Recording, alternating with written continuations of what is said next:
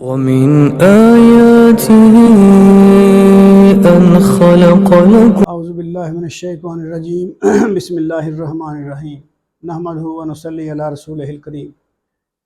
حضرت داؤد کے بارے میں یہ دوسری قسط ہے۔ اس سے پہلے آپ پہلی قسط کا مطالعہ ضرور کر لیں۔ حضرت داؤد کا 99 دمبیوں والا 99 بھیڑیں آپ سمجھ لیں، 99 دمبیوں والا معاملہ کیا تھا اور آپ پر جھوٹا الزام کیوں لگایا گیا؟ حضرت داؤد علیہ السلام سورۃ صاد آیات نمبر 21 تا 26 21 to 26 اس کا ترجمہ ہے، اور کیا تمہیں مقدمہ والوں کی خبر پہنچی ہے جب وہ دیوار پھاند کر محراب میں گھس آئے تھے، اور جب وہ داؤد کے پاس پہنچے تو وہ انہیں دیکھ کر گھبرا گئے۔ انہوں نے کہا، ڈرو نہیں، ہم مقدمہ کے 2 فریق ہیں۔ یہ اب 99 دمبیوں والا واقعہ شروع ہے۔ ہم مقدمہ کے 2 فریق ہیں، ہم میں سے ایک نے دوسرے پر زیادتی کی ہے، پس ہمارے درمیان ٹھیک ٹھیک فیصلہ کر دیجئے اور بے انصافی نہ کیجیے، اور راہ راست کی طرف ہماری رہنمائی کیجیے۔ واقعہ یہ ہے کہ یہ میرا بھائی ہے، اس کی 99 دمبیاں ہیں اور میری ایک ہی دمبی ہے۔ اب یہ کہتا ہے کہ وہ بھی میرے حوالے کر دے، اور اس نے مجھے باتوں سے دبا لیا ہے۔ داؤد نے کہا، بلا شبہ اس نے تم پر ظلم کیا ہے، مطالبہ کر کے تیری دمبی کو ملا لینے کا اپنی دمبیوں میں۔ اور واقعہ یہ ہے کہ بہت سے ساتھ رہنے والے زیادتیاں کرتے رہتے ہیں ایک دوسرے پر، سوائے ان لوگوں کے جو ایمان لائے اور انہوں نے نیک عمل کیے، اور ایسے لوگ بہت کم ہیں۔ اور داؤد سمجھ گیا کہ دراصل ہم نے اس کی آزمائش کی ہے، پس اس نے اپنے رب سے معافی مانگی اور سجدے میں گر گیا اور رجوع کر لیا، تو ہم نے اس کا قصور معاف کر دیا۔ اے داؤد، ہم نے تم کو زمین میں خلیفہ بنایا، تو لوگوں کے درمیان حق کے ساتھ فیصلہ کر اور خواہش نفس کی پیروی نہ کرنا، کیونکہ وہ تم کو بھٹکا دے گی اللہ کی راہ سے۔ یقیناً جو لوگ اللہ کی راہ سے بھٹک جاتے ہیں ان کے لیے سخت عذاب ہے، اس بنا پر کہ وہ یوم حساب کو بھول گئے۔ تو یہ وہ آیات تھیں جن میں دمبیوں کا واقعہ اشارہ ہوا ہے۔ تو اب ہم دیکھتے ہیں کہ دمبیوں والا قصہ کیا تھا۔ اس سارے واقعے سے یہ بات سمجھ میں آتی ہے کہ حضرت داؤد سے قصور تو ضرور ہوا تھا جو دمبیوں والے مقدمہ سے ملتا جلتا تھا۔ اس لیے فیصلہ سناتے ہوئے ان کو خیال آیا، یعنی حضرت داؤد نے فیصلہ سنایا نا، وہ جو ایک دمبی والا تھا اس کے حق میں، اور دوسروں کو کہا کہ تم بڑے ظالم ہو، تو حضرت داؤد کو اشارہ ملا، سمجھ گیا کہ یہ بات غلط ہے۔ تو ان کو یہ خیال آیا کہ یہ میری آزمائش ہوئی ہے، لیکن اتنا زیادہ قصور نہ تھا کہ ان کو معاف نہ کیا جاتا۔ اللہ تعالیٰ صاف طور پر فرما رہے ہیں کہ جب انہوں نے سجدے میں گر کر توبہ کی تو نہ صرف ان کو معاف کر دیا گیا بلکہ ان کی شان میں بھی کوئی فرق نہ آیا۔ اب 3 سوال ہمارے سامنے آتے ہیں۔ اول یہ کہ وہ فعل کیا تھا، یہ کیا کام تھا جو حضرت داؤد کر بیٹھے تھے یا کرنے والے تھے۔ دوسرا سوال یہ کہ اللہ تعالیٰ نے اسے صاف صاف بیان کرنے کے بجائے پردے میں یعنی پردے میں ہی اس کی طرف اشارہ کیوں کیا؟ اللہ نے پردے میں بات کیوں رکھی؟ تیسرا سوال یہ ہے کہ سیاق و سباق میں اس کا ذکر کس مناسبت سے کیا گیا ہے؟ بائبل جو کہ یہودیوں اور عیسائیوں کی مقدس کتاب ہے، اس میں صاف صاف الزام لگایا گیا ہے کہ حضرت داؤد نے اوریا ہتی کی بیوی سے زنا کیا اور پھر جان بوجھ کر اوریا کو جنگ میں مروا دیا، اور یہ بھی بتایا گیا ہے کہ یہی عورت حضرت سلیمان علیہ السلام کی ماں تھی۔ دیکھو کتنا گندا اور گھنونا الزام لگایا ایک نبی پر، اور الزام کون لگا رہے ہیں؟ وہ قوم لگا رہے جن کا وہ نبی تھے، یعنی وہی قوم، یہودیوں قوم۔ یہ بات ان کی مقدس کتاب میں لکھی ہوئی ہے۔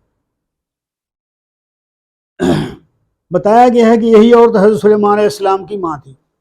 قرآن کے نازل ہونے سے صدیوں پہلے یہ قصہ بائبل میں درج ہو چکا تھا۔ ساری دنیا کے عیسائی اور یہودی اس قصے پر ایمان رکھتے ہیں۔ انہی لوگوں کے ذریعے یہ قصہ مشہور ہوا اور آج تک اسی طرح بیان ہو رہا ہے۔ یعنی وہ عیسائی بھی یہودی بھی اپنی کتاب مقدس میں، جس طرح ہماری قرآن مجید ہے، ان کی جو کتابیں ہیں ان میں یہ ایسے ہی پڑھتے ہیں لوگ۔ حضرت سلیمان پر اور حضرت داؤد، دو نیک آدمیوں پر اللہ کے پیغمبروں پر کتنا گھناؤنا الزام لگایا ہوا ہے۔ اس قصے میں یہ بھی لکھا ہے کہ خداوند نے ناتن کو داؤد کے پاس بھیجا۔ اس نے اس کے پاس آ کر اس سے کہا کہ کسی شہر میں دو شخص تھے۔ یعنی اس نے ایک جو شخص آیا، یہ ان کی کتاب میں لکھا ہے، یہ قرآن میں نہیں لکھا، کہ ایک شخص تھا ناتن، وہ آیا اور اس نے یہ بات بیان کی کہ کسی شہر میں دو شخص تھے، ایک امیر اور دوسرا غریب۔ اس امیر کے پاس بہت سے ریوڑ اور گلے تھے، لیکن غریب شخص کے پاس بھیڑ کی ایک پٹھیا کے سوا کچھ نہ تھا۔ یعنی بھیڑ کی ایک بچی تھی جسے اس نے خرید کر پالا تھا۔ وہ اس کے بال بچوں کے ساتھ بڑی تھی، اس کے نوالے میں سے کھاتی، اس کے پیالے میں سے پیتی اور اس کی گود میں سوتی۔ وہ اس کے لیے بیٹی جیسی تھی۔ اس امیر کے ہاں کوئی مسافر آیا۔ اس امیر آدمی نے اس مسافر کے لیے اپنے ریوڑ میں سے کچھ نہ لیا، بلکہ اس غریب کی بھیڑ لے لی اور اس شخص کے لیے پکائی۔ تب داؤد کا غضب اس شخص پر بھڑکا، شدت سے بھڑکا، اور اس نے ناتن سے کہا کہ خداوند کی حیات کی قسم، وہ شخص جس نے یہ کام کیا واجب القتل ہے۔ اس شخص کو اس بھیڑ کا چوگنا بھرنا پڑے گا، کیونکہ اس نے ایسا کام کیا۔ اسے ترس نہ آیا۔ تب ناتن نے داؤد سے کہا کہ وہ شخص تو ہی ہے۔ یعنی یہ مثال ادھر ان کی کتاب میں ہے۔ یعنی ناتن نے پھر کہا داؤد کو، وہ آدمی تو ہی ہے جس کا یہ ذکر ہو رہا ہے، تو نے یہ کام کیا ہے۔ تو نے اوریا ہتی کو تلوار سے مارا اور اس کی بیوی لے لی تاکہ وہ تیری بیوی بنے، اور اس کو بنی امون کی تلوار سے قتل کروایا۔ یہ حوالہ ہے ان کی کتاب سیموئل باب نمبر 12 فقرات نمبر 1 تا 11۔ یہ ان کی کتاب مقدس میں یہ واقعہ لکھا ہوا ہے، یہ میں نے حوالہ دیا ان کا۔ اب اصل واقعہ کیا تھا؟ قرآن مجید میں اس واقعہ کی کوئی تفصیل موجود نہیں، اور اس کی ضرورت بھی نہ تھی، اور اللہ تعالیٰ کا یہ طریقہ بھی نہیں ہے کہ وہ اس قسم کی باتوں کو کھول کھول کر بیان کرے۔ اس لیے یہاں پردے میں ہی اس کی طرف اشارہ کیا گیا ہے۔ اصل واقعہ کیا تھا اور اہل کتاب نے اسے کیا سے کیا بنا دیا۔ اصل واقعہ قرآن کے مذکورہ بالا بیان سے صاف سمجھ میں آتا ہے۔ یعنی قرآن مجید میں جو بیان ہوا ہے تو اس سے اصل واقعہ کا پتہ چل جاتا ہے کہ اصل بات کیا تھی۔ وہ یہ ہے کہ حضرت داؤد علیہ السلام نے اوریا یا جو بھی اس شخص کا نام تھا اس سے محض یہ خواہش ظاہر کی تھی کہ اس سے وہ اپنی بیوی کو طلاق دے دے، اور چونکہ یہ خواہش یعنی وہ اپنی بیوی کو طلاق دے دے اور آپ کے لیے چھوڑ دے، چونکہ یہ خواہش ایک بڑے بادشاہ کی طرف سے تھی اور رایا کے ایک عام آدمی کے سامنے کی گئی تھی، اس لیے وہ شخص کسی ظاہری جبر کے بغیر بھی اپنے آپ کو اسے قبول کرنے میں مجبور پاتا تھا۔ یعنی بادشاہ کا اور رایا کا کیا مقابلہ ہو سکتا ہے؟ اس نے تو نہیں ماننا تھا۔ اسی اثناء میں دو نیک آدمی اچانک حضرت داؤد کے پاس پہنچ گئے، اور انہوں نے یہ یعنی جس طرح ہماری قرآن کا بیان ہے، ہماری کتاب کا، اور انہوں نے ایک فرضی مقدمے کی صورت میں یہ معاملہ ان کے سامنے پیش کر دیا۔ شروع میں تو حضرت داؤد کو لگا کہ یہ واقعی کو مقدمہ ہے، چنانچہ انہوں نے اسے سن کر فیصلہ سنا دیا، لیکن زبان سے فیصلے کے الفاظ نکلے ہی تھے کہ آپ کو ایسے لگا کہ گویا یعنی اللہ کی طرف سے اشارہ ہو گیا کہ گویا یہ بات تو پوری ان پر پوری اتر رہی ہے، ان پر صادق آتی ہے، اور جس کام کو وہ ظلم قرار دے رہے ہیں وہ تو خود فلاں شخص کے بارے میں ایسا ہی کر رہے ہیں۔ دل میں یہ احساس پیدا ہوتے ہی آپ سجدے میں گر گئے، توبہ کی اور اس فعل سے باز رہے، یعنی وہ کام آپ نے نہ کیا۔ اصل میں ہوا کیا ہوگا؟ اب یہ ہم اندازہ لگا سکتے ہیں کہ بات کیسے بنی ہوگی، کیونکہ ان کی کتاب کا، یہودیوں کتاب کا جو واقعہ ہے وہ تو ہمیں قابل قبول ہے ہی نہیں۔ ہمیں اپنے قرآن مجید میں جو اشارہ ملا ہے ہم اس سے اندازہ لگاتے ہیں کیا ہوا ہوگا۔ ایسا معلوم ہوتا ہے کہ حضرت داؤد کو اس خاتون کی خوبیوں کا علم ہو گیا ہوگا، اور ان کے دل میں یہ خیال آیا ہوگا کہ ایسی خوبیوں کی مالک عورت کو ایک معمولی افسر کی بیوی کی بجائے ملکہ ہونا چاہیے۔ اس خیال سے مغلوب ہو کر انہوں نے اس عورت کے خاوند سے یہ خواہش ظاہر کی کی ہوگی کہ اس عورت کو طلاق دے دے۔ انہوں نے اس بات کو اس لیے برا نہ جانا کہ قوم بنی اسرائیل میں اس طرح کام کو برا نہیں سمجھا جاتا تھا، یعنی اس وقت ایسے کام کو برا نہیں سمجھا جاتا تھا۔ اس قوم میں اس وقت یہ ایک معمول کی بات تھی کہ اگر کسی کو کسی دوسرے شخص کی بیوی پسند آ جاتی تو وہ بے تکلف اس کو کہہ دیتا کہ اپنی بیوی اس کے لیے چھوڑ دے۔ اس طرح کے کام کو کوئی برا نہ سمجھتا تھا، بلکہ اکثر دوست ایک دوسرے کے لحاظ کی خاطر اپنی بیوی کو طلاق دے کر دوسرے کے لیے آزاد کر دیتے تھے۔ یہ بات کہتے وقت حضرت داؤد کو احساس نہ ہوا کہ ایک عام آدمی تو ایسا کر سکتا ہے، لیکن اگر بادشاہ اس طرح کرے تو وہ جبر اور ظلم ہوگا، کیونکہ بادشاہ کو کون انکار کر سکتا ہے۔ جب حضرت داؤد کو دمبیوں والے مقدمے کی تمثیل کے ذریعے، مثال کے ذریعے احساس دلایا گیا تو وہ اپنی اس خواہش سے دستبردار ہو گئے، یعنی وہ جو کام کرنا چاہتے تھے اس کام سے باز رہے اور بات ختم ہو گئی۔ مگر بعد میں جب اس عورت کا شوہر جنگ میں شہید ہو گیا تو انہوں نے اس عورت سے نکاح کر لیا، اور پھر یہودیوں نے اس بات کو افسانہ بنا دیا، بات کو بڑھا چڑھا کر پیش کیا، حالانکہ حضرت داؤد علیہ السلام یہودیوں کے ہی نبی تھے۔ یہودیوں کا حضرت داؤد پر جھوٹا الزام، یہودیوں نے اصل بات کی بجائے ایک افسانہ گھڑ لیا اور حضرت داؤد پر تہمت لگائی کہ حضرت داؤد نے اوریا کی بیوی کو اپنے محل کی چھت پر سے ننگی نہاتے ہوئے دیکھ لیا تھا۔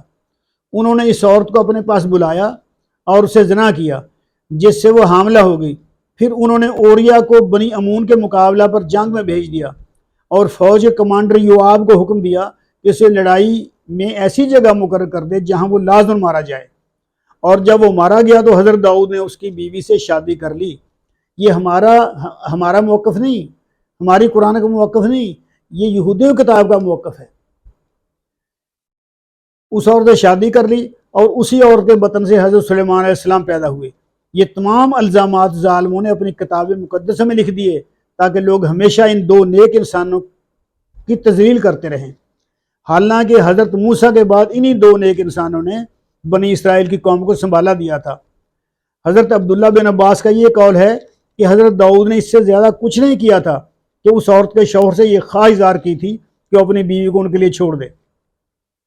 دیگر مفسرین مثلا علامہ زمخشری، علامہ ابو بکر جساس بھی اسی بات کے قائل ہیں کہ حضرت داؤد نے اس شخص سے صرف یہ خواہش ظاہر کی تھی کہ اپنی بیوی کو ان کے لیے چھوڑ دے۔ قرآن مجید میں بھی یہی کہا گیا ہے، الفاظ یہ ہیں لی ناجتن واحدتن فقال اکفلنیہا، لی ناجتن واحدتن فقال اکفلنیہا، میرے پاس ایک ہی دمبی ہے اور یہ کہتا ہے کہ اسے میرے حوالے کر دے۔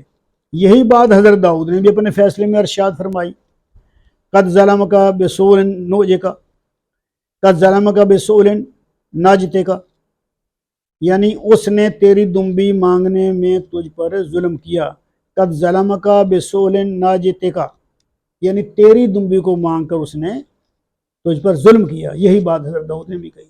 تو یہ جو بات ہے قرآن مجید نے اس کی صفائی دی، اس واقعے کو غلط قرار دیا اور حضرت سلیمان اور حضرت داؤد کو بے گناہ قرار دیا اور ان کی صفائی دی۔ ومن آياته أن خلق لكم